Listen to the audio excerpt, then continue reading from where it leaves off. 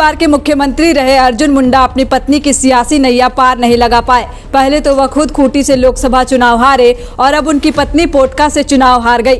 झारखंड की सियासत में अर्जुन मुंडा का अपना वजूद है, लेकिन लोकसभा चुनाव हारने के बाद वे इस बार विधानसभा चुनाव से बाहर रहे। वे खुद चुनावी मैदान में नहीं थे, लेकिन पत्नी पोटका से भाजपा प्रत्याशी बनी। मीरा मुंडा को जिताने के लिए अर्जुन मुंडा ने पूरा जोर लगा दिया। पोटका में खूब कैंप किया। मुंडा के राजनीतिक कद के कारण पोटका हॉट सीट बन गई, लेकिन मीरा मुंडा फिर भी चुनाव हार गई।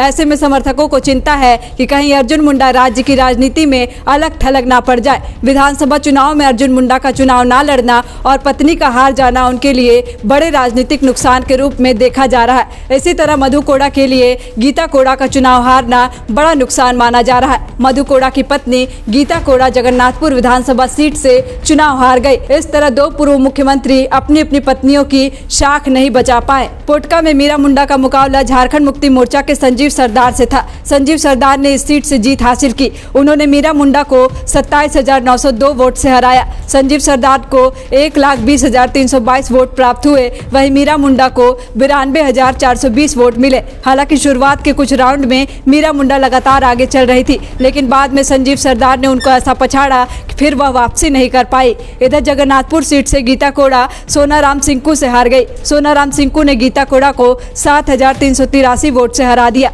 2019 के चुनाव में भी भाजपा को 25 सीट मिली थी, इस बार 21 पर पहुंच गई। सत्ता में आने का सपना चूर चूर हो गया। भाजपा की लुटिया डुबोने में सहयोगी दल आजसू ने बड़ी भूमिका निभाई। भाजपा ने आजसू को गठबंधन के तहत 10 सीट दी थी, लेकिन पार्टी सिर्फ 1 सीट ही जीत सकी। मांडू में आजसू के इकलौते निर्मल महतो किसी तरह 231 वोट से जीत सके। पार्टी सुप्रीमो सुदेश महतो सिल्ली से खुद हार गए।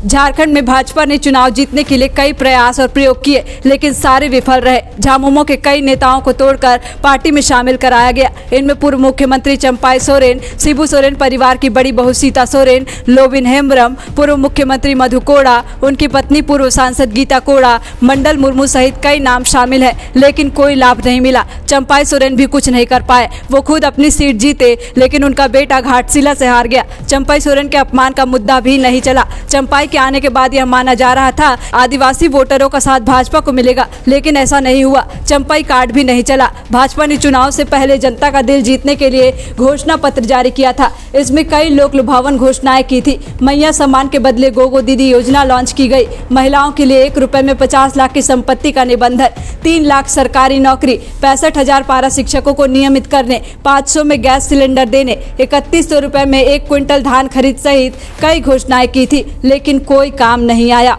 thefollowup.in. Like, share, and subscribe. www.thefollowup.in